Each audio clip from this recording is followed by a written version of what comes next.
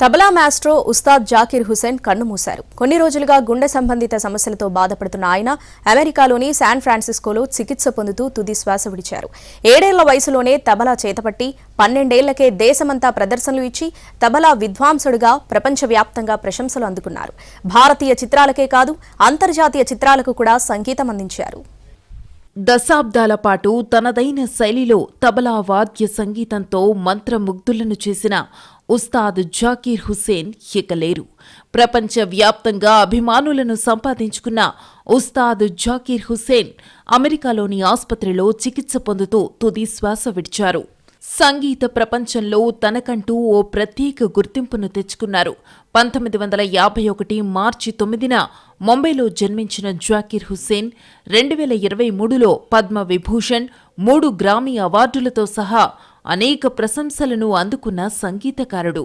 ముంబైలోని Saint Xavier's కాలేజీలో గ్రాడ్యుయేషన్ను పూర్తి చేసిన Zakir Hussain university of Washington నుంచి సంగీతంలో డాక్టరల్ డిగ్రీని పూర్తి చేశారు.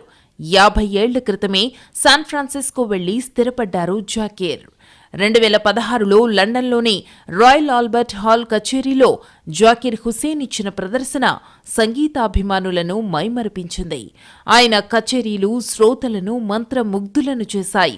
భారతీయ శాస్త్రీయ సంగీతం, ఫ్యూజన్ శైలి రెండింటిలోనూ ఎంతో నైపుణ్యత సాధించిన వ్యక్తిగా ఎదిగారు.